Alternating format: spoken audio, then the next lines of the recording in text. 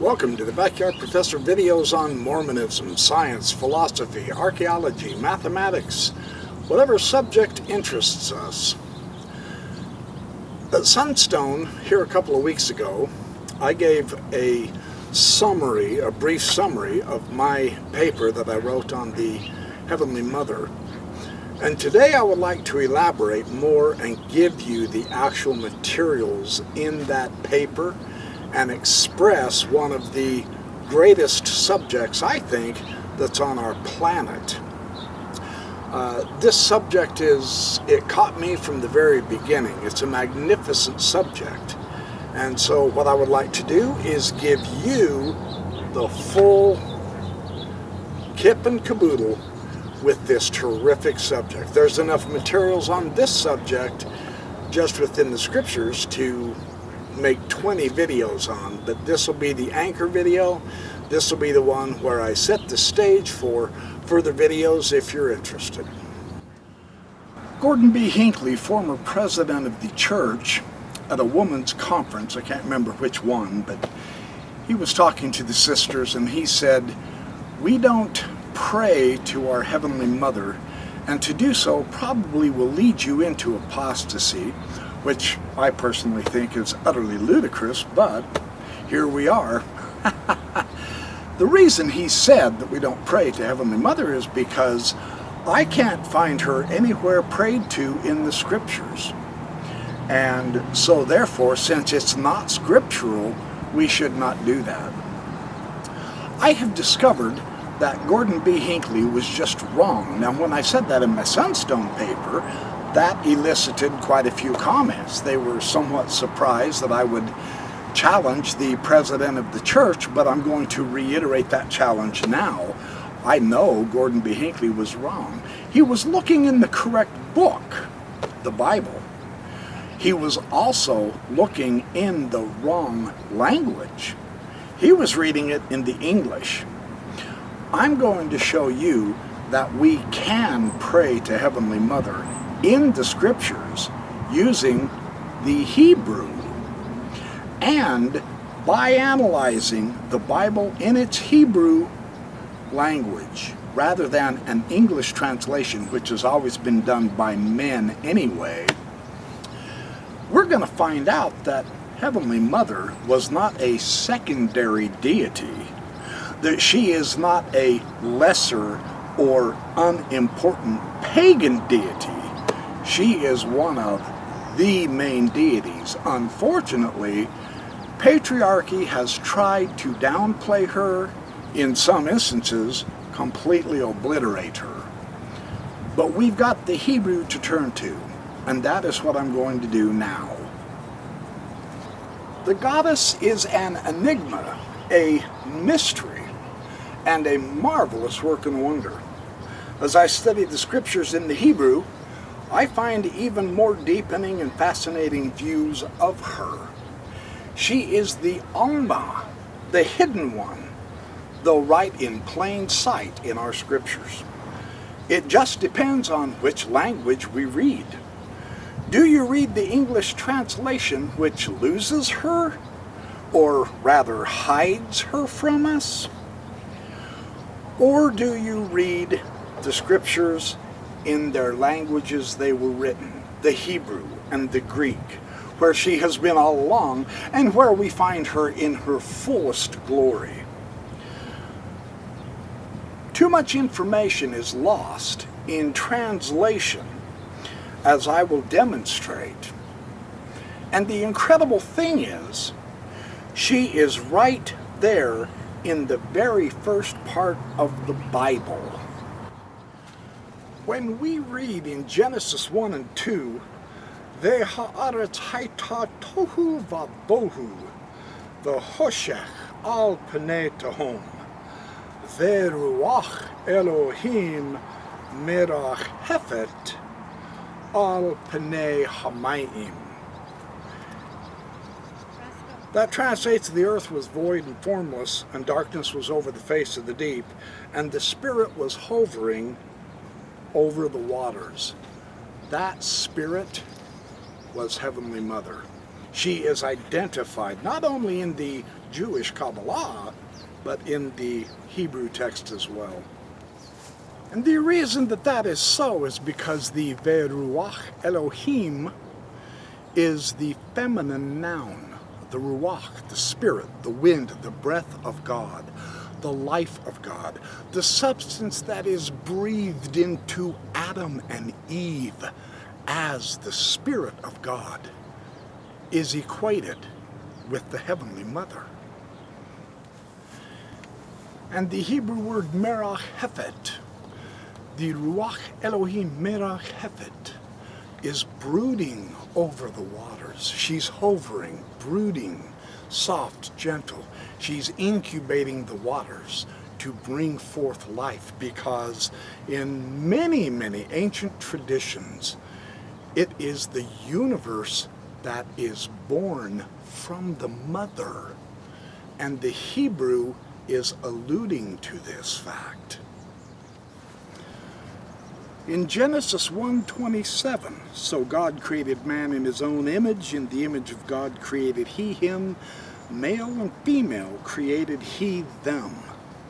The word for God used here is Elohim. It is the masculine plural. You can tell by the ending of im in Hebrew. That's how they depict the masculine plural. There's all kinds of interesting interpretations of this word Elohim. It can be a plural of gods. It can also mean the great majesty of God, the overwhelming abundant power and grace and love of God can be translated with this Elohim. However, in the Strong's Concordance by Kohlenberger and Swanson, we find under this definition, number 4, it can also mean the goddess. Now, this is remarkable. I do believe this is one of the only concordances who acknowledges that. So, where in the Bible have we ever seen the word Elohim translated as goddess? We don't. The translations have always been put in the masculine as a male. And there are reasons for this, and that is part of the reason why I want to do this video, is because the translation is destroying all the clues to mom. And I say mom affectionately and with reverence, not rudely. She's also called Mumu in ancient times, the mother, the great mother, the goddess. She goes by many names and many epithets because she is not a second-rate apostate pagan deity at all. She was worshipped in ancient Israel, and in fact, in Solomon's temple, she was worshipped as the Queen of Heaven. It is in the image of God, as we follow in Genesis, that both male and female persons are made. Both have to be considered and understood within the context of the Hebrew semantics, the word usage. Because the Hebrew reads, Zakar unekeva bara otam. The otam, them, is the third person plural in Hebrew. God created the et ha-adam, that is, mankind, man and woman here. And then there's an interesting play of words on Adam and Adamah, the ground from which man and woman was made. So, is this image of God, and the Hebrew word here is for tzelem, and this is a replica, a likeness, etc. Is it supposed to be male and female? Yes, indeed. In Hebrew, there's no doubt about it. The Hebrew is clear on this. God's image is both the male and the female. And there is more here than meets the eye, without question. If Elohim is plural, then what is the singular? It is El. El is the masculine singular. And this is a relationship, of course, to the Canaanite El, the early deity way back in the Bronze Age, Actually, I think it's in the Iron One in the 12 to 1100s where the Canaanite deity El is well known, and Elohim is the Hebrew adjustment, I'll put it that way, of that particular deity. So if God is both male and female, then what is the singular feminine supposed to be? That would be Eloah. Elohim, with the im ending, is the plural, means the gods. It can also mean the goddess. The singular is the feminine Eloah. It has the feminine ending of ah, and all Hebrew grammars described this ending as being feminine. Gesenius, in his grammar, describes how the example used here of the vorlage in the Hebrew, the Genesis 1:27, and this is also at Genesis 32:1, the masculine gender is used in conjunction with and including the feminine gender. The very ancient Semitic mindset made the masculine prevail over the feminine gender. Originally, it didn't exclude the feminine, it subordinated it. These were the ancient translators, the ancient Hebrew translators who did this, with the idea that the masculine aspect is involved with notions such as dangerous, savage, courageous, respected, great, while the feminine aspect involved motherly, productive, sustaining, nourishing, gentleness, etc. That's in his grammar on page 391, 122G, the paragraph, and footnote 2. This is especially important to realize as we explore below the scriptural ideas of nourishing, nourishment, birthing, and other motherly aspects of God. And this God in the scriptures I will explore is written in the Hebrew as Eloah, the goddess, as Strong's strongest concordance indicates. But they translate it as the male. This is where they're hiding the ancient mother, because Eloah is definitely the feminine.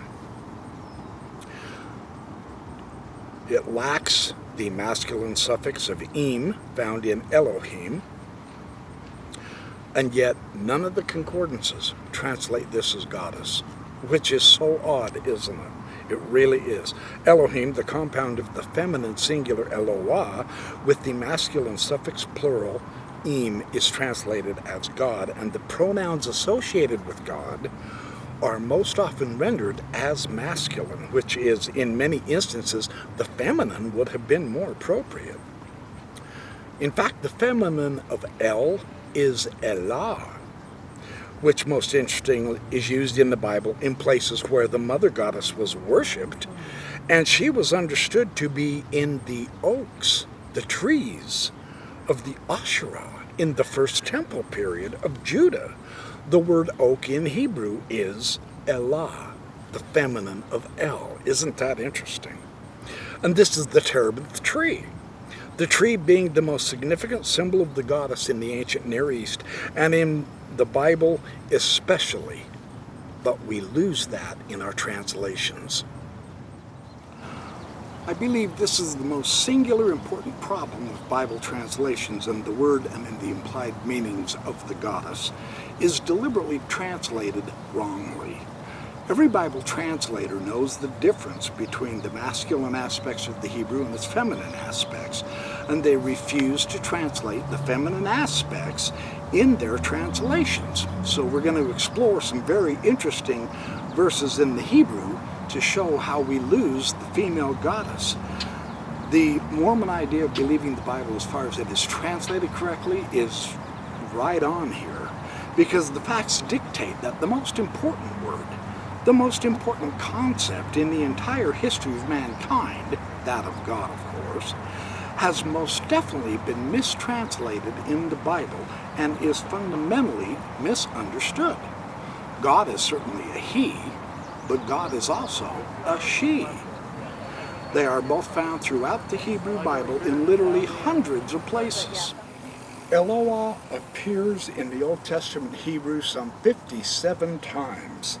It's by far the most important used in the book of Job, In conjunction with Eloah, the mother, is the name El Shaddai, which is also mostly used, interestingly, in Job. So, in fact, of the 48 times that El Shaddai is mentioned in the Bible, 31 of them are in Job. The feminine imagery in Job 38:8 is exquisite. Or who had shut up the sea with the doors when it brake forth? And the Hebrew word here means leapt tumultuously or burst forth energetically, as if it issued from the womb. Yahweh also asks rhetorically in Job 38:29, out of whose womb came the ice? Job asks rhetorically at 38:29, out of whose womb came the ice? These are feminine characteristics we're reading about here. And what's more, they are the feminine characteristics of the goddess Eloah. That's the name being used here, since Job describes her further in other places. Job 11:5 laments, "Oh, that God would speak." The name here is Eloah, the goddess. The next verse is a desire for goddess Eloah to show the secrets of wisdom. The veyageh lekta alumot hokmah is how the Hebrew reads it. The Hebrew ta'alumot is the feminine noun in the plural construct, while the hokmah is, of course, the singular feminine noun for wisdom, and this feminine name is one of the names of the goddess wisdom as well. Especially in the Proverbs and the Wisdom of Solomon, and in Sirach, as well as later Kabbalistic Jewish esoteric interpretations. Wisdom is one of the names of Heavenly Mother. Yes, it's an attribute of God, to be sure, without question, but it is also one of her sacred name as understood by the ancients. Notice the remainder of this verse 6. This shows a mother's mercy. Oh, this is beautiful how this shows us. That they, the secrets of wisdom, this is what the verse is talking about, that they are double to that which is. So the secrets are greater than we can expect or even know. They're double to what we think we know, right?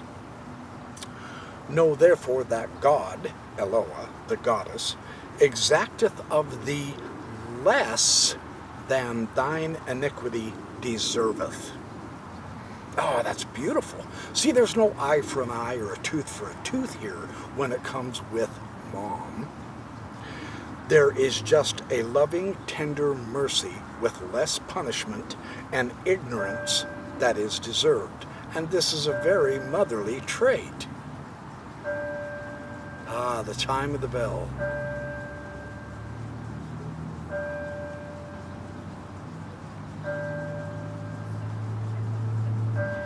That's perfect. Right when we're talking about the mercy of mom, the heavenly mercy, the bells toll. That's nice. Notice even further in verse 7 here, continues with more information on the goddess. Job 11:7 now. Canst thou by searching find out God? The Hebrew here is Eloah. Canst thou find out the Almighty? The Almighty name here is El Shaddai, unto perfection. So here is how we can translate this out of the Hebrew. Canst thou by searching find out Mother? Canst thou find out the extent and limits of our divine Mother? Isn't that beautiful? That's awesome. When we read it in the Hebrew of Eloah and El Shaddai, another very fabulous ancient name for the Great Mother. And I'll explain that here in just a moment. The Hebrew word here for find out in Canst Thou Find Out, Heavenly Mother, is taklith. It is the feminine singular construct. The Halot lexicon, the Hebrew and Aramaic lexicon of the Old Testament, indicates that the Neo-Punic word also means the outermost or the furthest parts.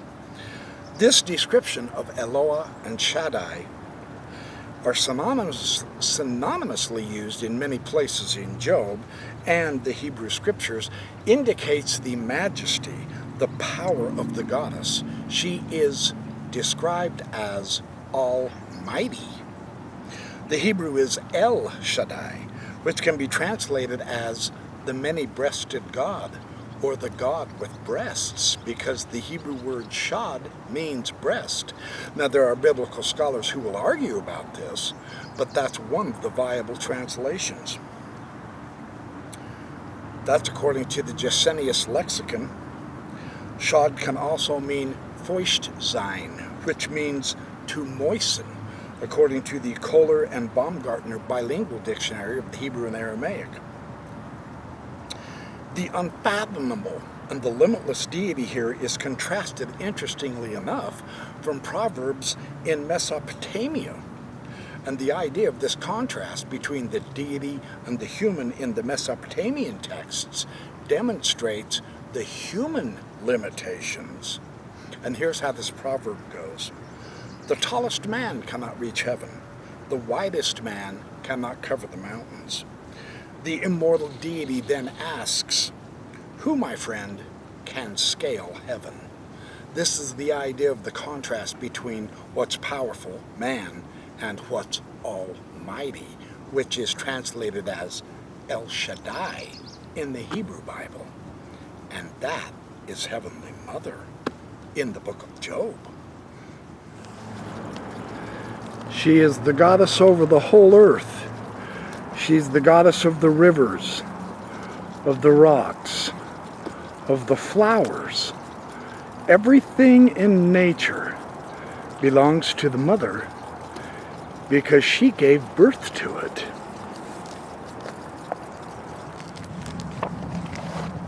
The original creation theology was that father and mother came together and gave birth to the universe, gave birth to the animals, gave birth to the plants, the mountains, the rocks. All things on earth is birthed, created, formed, organized. And perhaps one of the most startling things we learn about El Shaddai is that this goddess that is translated as the Almighty, was known to the patriarchs, Abraham, Isaac, and Jacob, before she was known as Yahweh. Now this is remarkable. Exodus 6:3 says this plainly in the Hebrew. In verse 2, God said that he was Yahweh. And in verse 3, God was known as El Shaddai. The Hebrew word used for appeared here is the English translation of erah, from the root ra'ah. And this means more than just see. It means to understand, to realize, to grasp intellectually and in your heart who someone is. According to the Halot lexicon, it means a lot more than simply seeing God, to understand what and how God is. In this case, that God is the mother. Shaddai, the breasted one. God of Abraham, Isaac, and Jacob is the mother Shaddai. This is stunning, since the assumption has always been that this God was always male, but she was known as the mother before she became known as Yahweh through her son. And Yahweh was the son of El, true story, in the Canaanite pantheon of the deities. So in conjunction with this, we read in Psalm 114:7 that the earth trembles at the presence of the God of Jacob, and here the word is Eloah Yaakov, Eloah, the mother goddess. Here she is again. So this is another translation of Exodus 6:3 would be proper. And I appeared unto Abraham, Isaac, and Jacob by my name of the breasted goddess, El Shaddai, but by my name Jehovah I was not known to them. That Shaddai means the breasted one is a possible translation and interpretation. Is seen in the parallelism in Jacob's blessing in Genesis 49:25 and 26, where she is mentioned, as well as the blessings of being in the womb, the breasts, the family, the father and the mother and the child. This is in David Noel Friedman and Frank Moorcross Jr.'s book, Studies in Ancient Yahwist Poetry. The blessings of Jacob also mentions the blessings of the deep. The deep in the Hebrew is the word tehom, of which perhaps the goddess Tiamat is derived. The tehom is the deep, and this symbolizes the female womb of the mother of creation. At Ebla, the word is tia'amatum, or tumtum, tiamtum, tamtum, etc., meaning the deep, the womb of creation. This is what the Spirit of God was Merach Hefet, hovering over, was the creation after it was birthed in Genesis 1 and 2. An older treatment of Genesis 1 and 2 found a similarity between Tehom in Genesis and the Enuma Elish story, in which Tiamat was vanquished by Marduk, and from her body earth and heaven were made. Genesis also reflects a fight in which the Spirit of God rushed on the chaos monster and thus made the ordered universe. Tiamat and Tehom come from the same root. The root referred to deep waters, and Hebrew used this root as well as a noun for water in the deep ocean and deep in the ground. But in the animistic thought of Akkadian, it became divinized into the goddess of the ocean, Tiamat.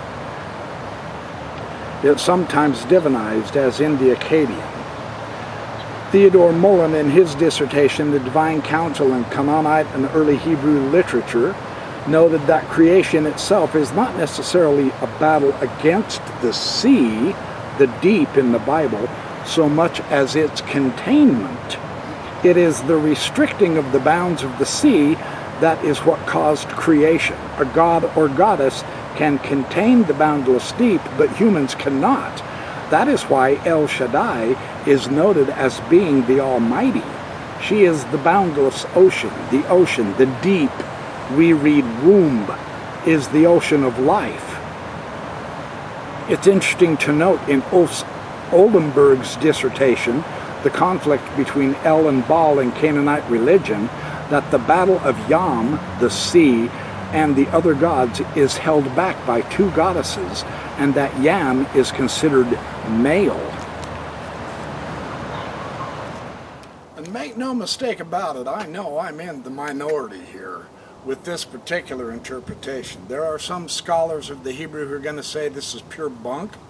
There's other scholars in Hebrew who say this is exactly accurate. You have to follow the feminine and the masculine in the Hebrew.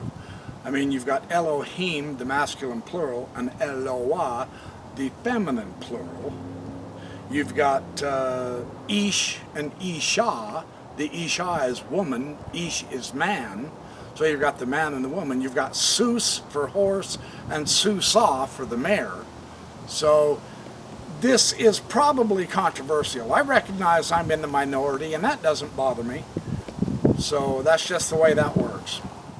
Continuing with Job 22:26. For then thou shalt have thy delight in the Almighty, El Shaddai, and shalt lift up thy face unto God, Eloah. The Hebrew translation is, for then shalt thou have thy delight in the breasted goddess, and shall lift up thy face unto Mother.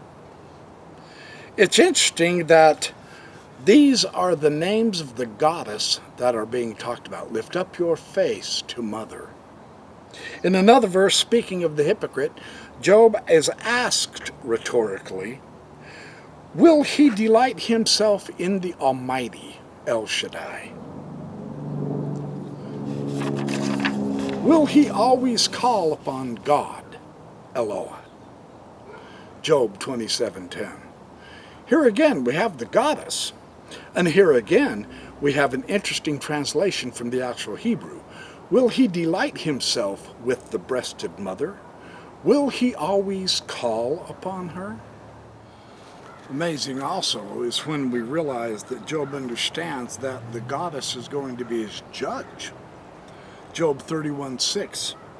Let me be weighed in an even balance. That's a good Egyptian touch, isn't it, from the Egyptian Book of the Dead? Let me be weighed in an even balance, that God may know mine integrity. God here is Eloah, the mother. 3 times Eloah occurs in parallel with the Hebrew word tzur, which means rock. This is a descriptive term for God in Deuteronomy 32:15, Psalm 18:31, the Hebrew verse is 32 there, and Isaiah 44:8. Once it is found in context in which God is described as a shield to those who take refuge in him, Proverbs 30 verse 5. 3 times it's used in context as a terror for sinners. Psalm 50:22, Psalm 114:7, and Psalm 139:19. This would suggest that the term conveyed to God's people of comfort and assurance while conveying fear to their enemies. And isn't this how a mother would be with her children? Yeah? A source of comfort. See, we have these concepts of strength and might conveyed by Eloah, the Heavenly Mother. These are further seen in 3 successive verses in Daniel's vision of the great foreign god, Daniel 11:37 through 39. So here the foreign god's God is Eloah, and she seems to be equated with strength. In Habakkuk 1:11, the term is also similarly used. The Theological Word Book of the Old Testament says this term for God, Eloah, was usually clearly used for Israel's God, the true God. This is evident from the fact that the Levites in the post-exilic period used the term in quoting the descriptive relation of God given in Exodus 34 verses 6 and 7, where the original revelation to Moses had used El and Yahweh in Nehemiah 9:17. In fact, Eloah here at Nehemiah we may find of the goddess's attributes for which the feminine is known. But thou art a God ready to pardon, gracious and merciful, slow to anger, of great kindness, and forsooketh them not. This recalls when I noted in Gesenius's lexicon, didn't it? The idea of the Hebrew vorage of the feminine is involving aspects that are motherly, productive, sustaining, nourishing, gentle, etc. That's in the Gesenius grammar. So this really kind of fits interestingly when these feminine characteristics are brought out in the Hebrew. And perhaps the most stunning matter in the entire Old Testament of where we find this Heavenly Mother, this Eloah, is in Isaiah. In Isaiah's great argument for monotheism, in Isaiah 44:8, we read, here is what Isaiah has the goddess Eloah saying. Fear ye not, neither be afraid. Have I not told thee from that time, and have not declared it? Even you are my witnesses. Is there a God beside me? No, there is not one. In the Hebrew of this great monotheistic chapter, that Isaiah is used by all the Christians and even the Mormons to present a monotheism of there is only one true God, the actual translation from the Hebrew is, fear ye not, be not afraid. Have not I told thee from that time, and have I declared it? Ye are even my witnesses. Is there a divine mother besides me? No, there is not one. This is the feminine Eloah that is used in Isaiah's great Monotheism chapter. That is absolutely amazing. But she's been translated out. The actual name Eloah is also found in the Great Scroll of the Dead Sea Scrolls that was discovered in 1947. And it's in the manuscript that I've seen because I have the actual Hebrew manuscript, and it is definitely Eloah, the Great Mother. The significance of that is the Dead Sea Scroll manuscript dates 1,000 years earlier than our medieval Masoretic text that our Hebrew Bible is based on, from the Masoretes in 1000 AD. This Isaiah scroll takes us way back further, closer to Isaiah than we used to be, and it's the same word for the Mother Goddess. The Mother is also, interestingly enough, associated and identified with the Holy Spirit, the Ruach HaKodesh. Interestingly, in the New Testament, the Holy Spirit is associated with the second Comforter, especially in John 14, 15, and 16. The idea and the role of comforting is found quite strong as mothering in Isaiah 66:13. As one whom his mother comforteth, so will I comfort you, and ye shall find comfort in Jerusalem. This comforting, nourishing aspect is important in indicating the feminine goddess concept. And the PL verb stem, meaning nakum, is to comfort or to be comforted, also found in the Niphael, the Pu'al, and the Hitpael. This Hebrew word is well known to every pious Jew living in exile because they recalled the opening words in Isaiah's Book of Consolation. And there we read, Nachamu, Nachamu Ami. Comfort ye, my people. This is Isaiah 40:1. The same word occurs in Psalm 23:4. Where David says of the heavenly shepherd, thy rod and thy staff, they comfort me. Notice, this is the famous 23rd Psalm. It's talking about Heavenly Mother. Very interesting. This is a mother might comfort her child. Isaiah 66:13. But it is God who comforts his people. Psalm 71:21. Here it is using the Hebrew word Elohim for deity. We also find the same concept of this comforting, this nurturing motherly aspect in Psalm 86:17, Psalm 119:82, Isaiah 12:1, Isaiah 49:13, Isaiah 52:9. I mean, it's all over the place. This goddess feature. Yeah, this property of deity. More to the point, at Isaiah 11:2, the spirit of wisdom. Now here we're talking about the name of the goddess here, the spirit of wisdom. Her name is wisdom. The Ruach Chokhmah. This is called the spirit of Yahweh. The Ruach Yahweh. Adonai is how the rabbis translate that.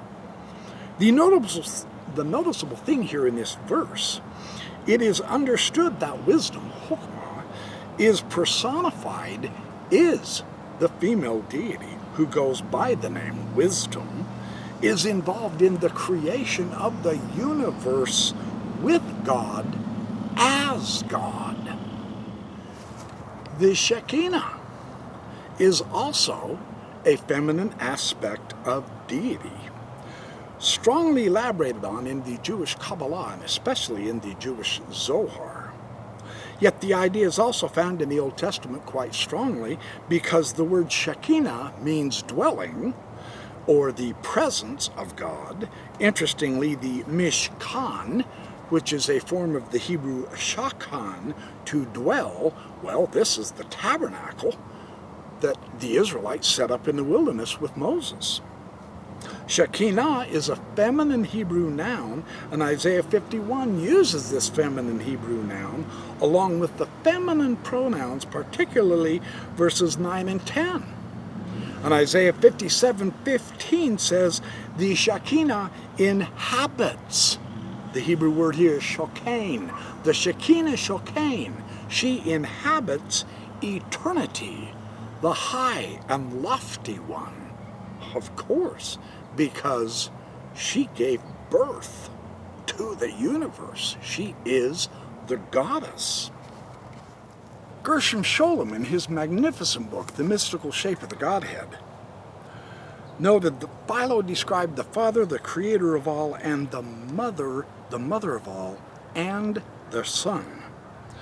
This Father is described as the husband of wisdom. She is the radiant emanation of the glory of God, the Holy One. And the Holy One is one of the main epithets which Isaiah used to describe the goddess and the mother. The Hebrew kadosh, it is also used of the Holy Spirit, the Spirit of God, which was sent to Israel during the Exodus to lead them. The pillar of fire by night and the pillar of smoke by day was the Shekinah, the heavenly mother, the wife of God. She it is who led Israel through the wilderness, according to Philo. Very interesting. It was this same Spirit who was the mother in the Hebrew Scriptures, which we've been exploring. The marriage of the father and the mother, and the birth of their son, the Logos. This is discussed by Margaret Barker in her detail, The Great High Priest. In fact, when God said, "Let us make mankind in our image," it was the Father talking to the mother, saying, "Hey, you and me, let's make mankind in our image, male and female." That is beautiful, isn't it? In the Gospel of the Hebrews, Jerome, one of the early church fathers, quotes the Gospel of the Hebrews, and he says that Jesus described the Holy Spirit as my mother. He says that Jesus described the Holy Spirit as my mother. So we actually see here the Spirit, the Ruach, the mother, the Shekinah, wisdom, the Holy One of Israel, Eloah, Ella, appearing in the Scripture from the beginning, right at the creation, all the way up through into Jesus' day. At his baptism, the mother appeared and said, "Thou art my beloved Son, in whom I am well pleased," and she descended in the form of a dove. The dove is the holiest of the great mother symbols. We hear the Father's voice, the mother's voice, we see the mother symbol, and we see Jesus rising up in the water at his baptism. The beautiful family setting. So the question now becomes, how do we know if the goddess will reveal her wisdom to us? This is also quite scriptural. It's through prayer. The book of Job, as well as the internal linguistic usage of the Hebrew throughout the Hebrew Bible, it's a very powerful and quite clear concept on this. You simply cannot gain this knowledge by reading the scriptures in an English translation, however. In the Hebrew, we see it very clearly from the book of Job. And this is concerning praying to Eloah, the Divine Mother. Job 31:35 says very clearly in the Hebrew, Tavi Shaddai Ya Aneni. My desire is that the Almighty, that is El Shaddai, the breasted mother, the breasted goddess, would answer me. The Hebrew word for anah, answer, is really interesting to explore. Job says that the Divine Mother can and will answer him, because that is his desire. He's obviously communicating with the Heavenly Mother in prayer, he says, for the analysis of the Hebrew Anah shows this. This idea, answering, implies a question asked, and this is what the Hebrew Anah is, to answer that question. It's in the Middle Hebrew, it's in the Dead Sea Scrolls, and it's in the Ugaritic, according to Cyrus Gordon in his textbook. The basic meaning is to turn around and face something. It's the various shades of meaning of answers are to reply. Oh man, this wind is horrible. Come on. The basic meaning is to reply, to answer your words. Long-winded information, like I'm doing in this video. The second scripture in Job is equally as convincing that prayer to El Shaddai is perfectly normal. Truly. So, Job 6:8 says, "Oh, that I might have my request, and that God would grant me the thing that I long for." The Hebrew word here for my request, she'elaiti, from the she'elah, is extensive and essentially means a wish or a prayer to be answered. And that is what Job is longing for. But he is praying to Eloah and El Shaddai, the Great Mother, Heavenly Mother. Job 33:26, "He shall pray unto God." Again, Eloah, that's the Hebrew here, the Divine Mother. "And he will be favorable unto him, and he shall see his face with joy, for he will render unto man his righteousness." Isn't it fascinating that they put all of the masculine pronouns with the goddess?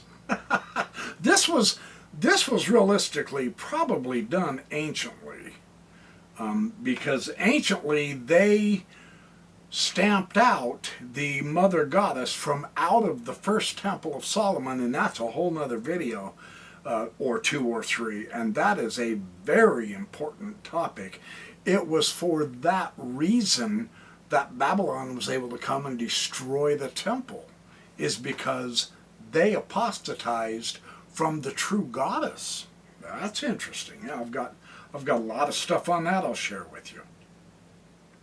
"For he will render unto man his righteousness." The word pray in Hebrew here is atar, and there are some real interesting ranges of meanings with atar that I want to share with you. And this Hebrew word is somewhat unusual entry in the vocabulary for prayer. The Arabic cognate, atara, means to slaughter for sacrifice, interestingly enough. Perhaps the Hebrew atar has a sacrificial basis. Von Rad and others in his Old Testament theology, and Eichrodt in his theology of the Old Testament say this is a possibility. In Exodus 8:28, and it's interesting, the Hebrew verse here is 24 if you read the Hebrew, atar is related to sacrifice. So, interestingly, in the Septuagint, and that's the Greek Old Testament, this word epakuo is to hear with favor. The word entreat, it means to make an earnest prayer or a request, to beseech, to implore. So important synonyms with this now include kanan in the hitpael, to plead for grace. Another word is paga, to urge strongly.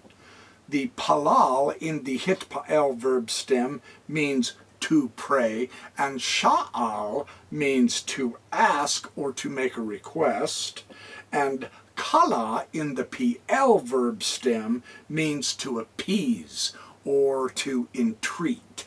So there's always a need, a desire on the prayer's part to the deity.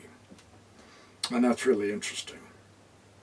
To reply, to answer in the absolute. Oh, let's see, I'll bet this is the one before. Yeah, it really is. I skipped a whole bunch of Hebrew here. Well, hold on.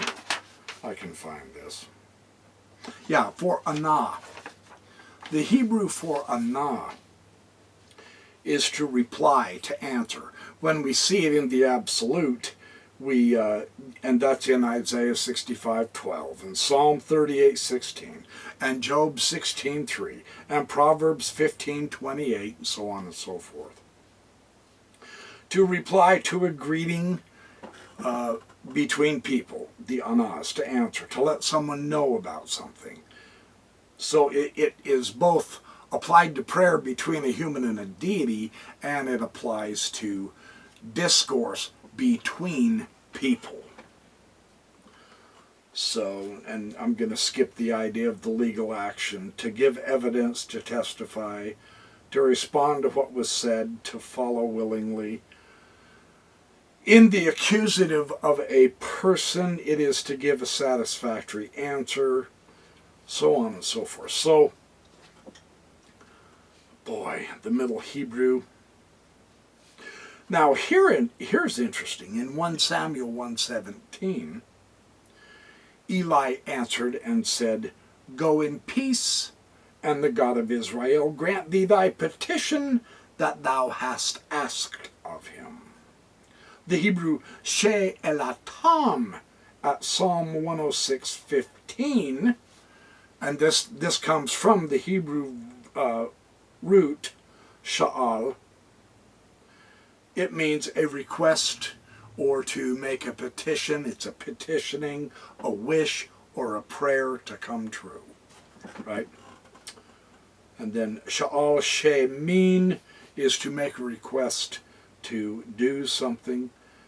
The Ugaritic is yeten shil, to fulfill a request, so on and so forth. So a wish comes true. Job 6:8, of course, is to comply to my request as well as to my plea.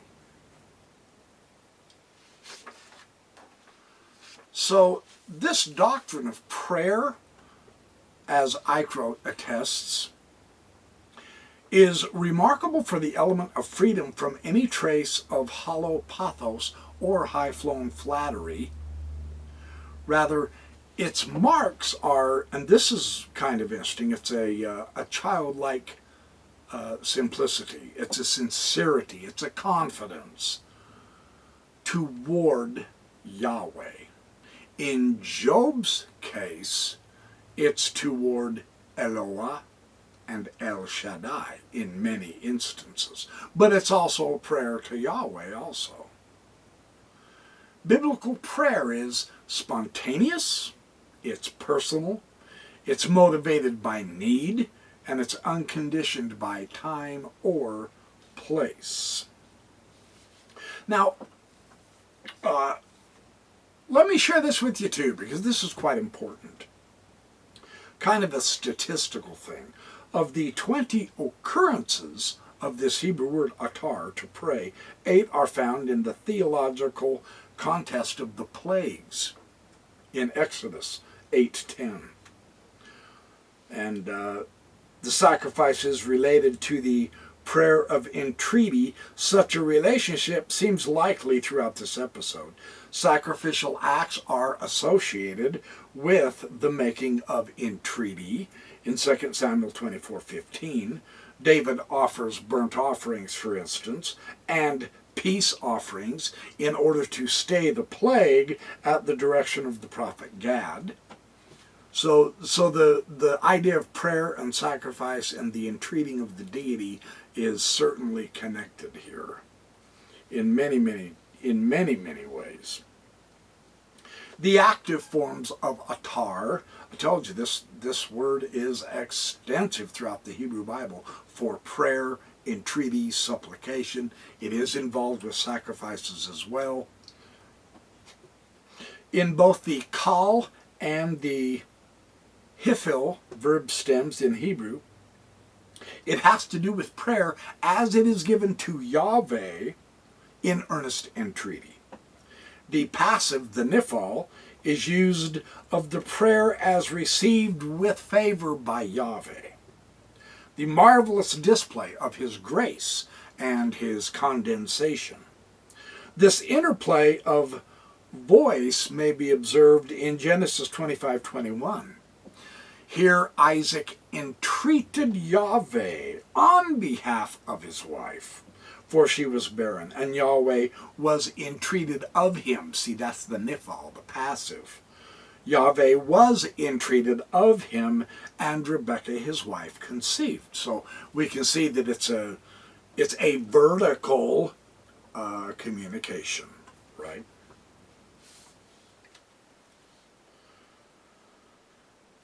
It means promise in other examples. The force of the verb in a passage pointed to Yahweh's promise to David, for instance, for the perpetual dynasty, 2 Kings 8:19. The promise to Israel to possess the land of promise, etc. It means to say, as in a current saying. So anyway, this is a very, very important, well-used verb, both horizontally between people and vertically between humanity and deity. That's the idea. So that when it's used with Job, with the Heavenly Mother, that's exactly what we're talking about, the vertical prayer. And she responds to him, and he entreats her in prayer. Definitely. That is fundamentally scriptural. So let's move on to Job 10:2. Here I will say, Amar unto God, or Omer unto God, do not condemn me. Shew me wherefore thou contendest with me. I will say, in the Hebrew, is the word Amar. The commonest use of this verb is in direct conversation, where the subject is God, Genesis 1:3, the serpent in the Garden of Eden, and Genesis 3:1. Adam is terrified, he tries to hide from God, Genesis 3:10. Balaam's ass in his attempt to divert the stubborn prophet, Numbers 22:28. The war horse eager for battle, according to Job 39:25. The sea disavows wisdom's abode in it, Job 28:22. The trees of the forest are in search of a king, Judges 9:8. So it's readily seen that this verb is pressed into service in literal contexts, in personifications, in allegories, and strict narratives. And a variety of nouns and clauses and adverbs and prepositional phrases are employed after this verb. So even when synonymous verbs are used, you have diber, tsawa, ana, shaba, nadar, among others, the verb amar here can be used in the infinitive form with the preposition lemor to introduce the command or the oath or the promise, etc. So, and that's why Job 10:2 is so very important.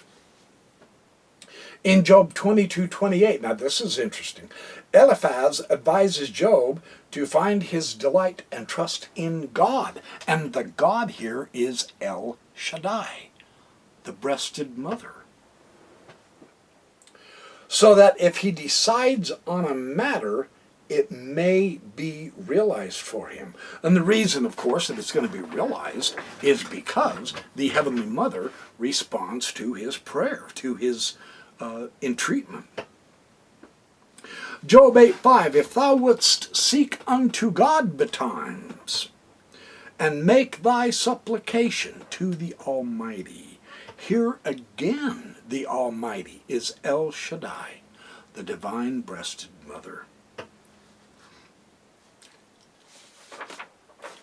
The Hebrew word for seek in this verse is shakar. And I've got a footnote here. And all but one of the 13 occurrences of shakar are in the Peel verbal stem. The one rare exception is the kal verbal stem participle of shakar in Proverbs 11:27. He that strives after good obtains favor. So, most often the object of the seeking is God.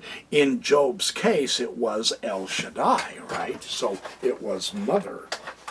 In prayer, Job 8:5, Psalm 63:1, Psalm 78:34 is another one, Isaiah 26:9, Hosea 5:15. See, of these 5 passages, 4 state that one seeks earnestly the Lord in a moment of affliction. Job 8:5, Psalm 63:1, Psalm 78:34, Hosea 5:15, etc. In Isaiah 26:9, the worshiper simply affirms his intense desire for his fellowship with God. So again, this theme of the vertical communication is very strong in the Hebrew Bible. And the Divine Mother is not left out of that in any manner. The emphasis is in Job more than some of the other books, but the Divine Mother is there also. The word supplication in Hebrew is the kanan. And this has connotations in regard to the idea of praying to the deity, whether that's the mother or the father. There are many forms of this word. Now the Greek Old Testament, again the LXX, this translates the verb with oiktairo, to pity or to have compassion. And isn't that a mother goddess action, thinking type of attitude? And with eleo, it means to show mercy or sympathy. So that's very interesting. Or in the hitpael stem again, with dystheo is to supplicate. Once again, the merciful, compassionate communication vertically. Yeah. So the verb is used in a social or a secular context as well as theological contexts. It often has the sense of showing kindness to the poor and the needy. Other scriptures in Job indicate prayer is completely proper to the mother, or where his eyes pour out tears to Eloah, to mom. Job 16:20. He also says he wants to speak to El Shaddai, the breasted divine mother. It is the wicked in Job 21:15 who ask, what's the point of praying to her? They can't figure that out. Right? Job 22:26 and 27 says that when you pray to Shaddai, to mom, she will hear. That's nice, isn't it? And then Job, lastly, Job 12:4. I've made this long enough, man. 12 Job 4, I am the one who calls on Eloah and expects an answer. So to sum up this whole thing, number one, the Divine Mother began from before the very beginning of the creation or of the physical universe, as she notes in Wisdom and Sirach in Proverbs. She is actually the co-creator with the Father as his wife. Boy, that light's... Ooh, there we go. Yeah, that's making me glow and look too holy, isn't it? Number two, the Divine Mother is represented by Eve here on earth, the mother of all living, truly. Number three, the Divine Mother is the wife of the Divine Father, and together their son. That's the Holy Family. That's the Holy Trinity. originally. Pretty breathtaking, isn't it? Number 4, the Divine Mother was worshipped as an integral part of ancient Israelite religion and was not an aberration or an apostate pagan belief at all. There is nothing pagan about her. Even though Israel's neighbors also had mother goddesses. That's true. They had the divine feminine in their religions also. Number 5, the Divine Mother was not one of the many false gods in Israel, but was the true mother, and Isaiah 44 indicates that. Amazing. The most powerful part of Isaiah, the monotheistic PowerPoint, is about mother. Oh, that's fantastic. The Almighty, she is translated as that. She is the Almighty, as per Isaiah 44:8. That's amazing. Number 6, the Divine Mother was known all the way up into Jesus' day. And some Christians claimed that Jesus taught it was her spirit that attended his baptism. Very interesting. Number 7, the Divine Mother is also found as wisdom and in the natural landscapes of the tree of life in Eden. Very interesting, yeah?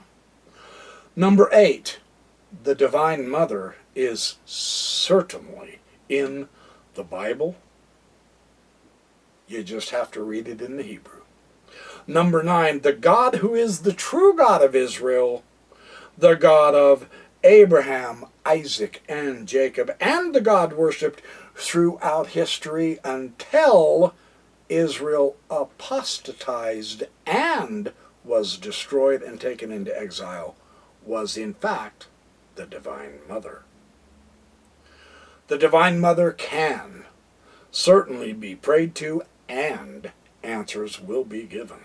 Once one realizes that by studying the Hebrew of the Bible, there are literally dozens of scriptures, man. And this is just touching it. This is just giving us the anchor, the bedrock, the beginning, which teach this interesting and beautiful, loving teaching.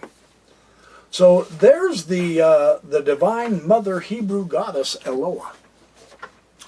And I have a lot more material based on in the ancient Hebrew Israelite religion that I can tie in with the archaeological and the linguistic and all that. And then, believe it or not, no joke, she really is in the New Testament as well.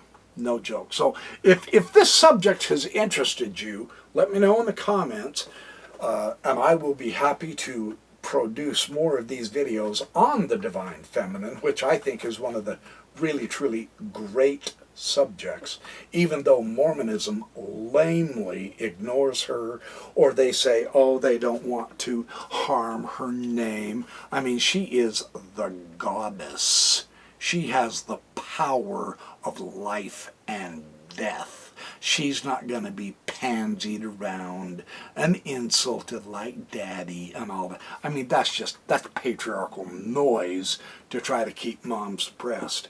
But the goddess has a way of always percolating up. So I know one thing, I am not going to put her down into a second-rate category at all, because when I get back there, I'm going to get myself a hug and an ice cream cone from Mom. I'm not going to get my butt kicked like the boys down from Salt Lake are going to for suppressing her and trying to intimidate us into saying, no, it'll lead you astray if you pray to Mom. That's the stupidest thing. It's going to lead you astray if you talk to your earthly mom and only are allowed to talk to Dad. I mean, that's just stupid. So I would say the same thing with the heavenly parents, kind and dear, and they will and do and can communicate. Patriarchy can stick it in the sand as far as I'm concerned. They haven't got a clue. So anyway, that is your Backyard Professor video on Mormonism, on Heavenly Mother. Stay tuned, be good, do well, have fun, work hard, and please feel free to donate some. Every little bit helps, it truly does. We make a huge effort here at Mormon Discussions, Inc., and Radio Free Mormon, and Rammy Umptum, and myself, the Backyard Professor, to bring you good quality information. And it does take time, and it does take effort, and we are more than happy to do so. We are enjoying ourselves doing it, and we want to keep doing it, so give us a hand if you would, and we will bring a lot more great topics to you. In the meantime, be good, and I will see you in the next Backyard Professor videos on Mormonism.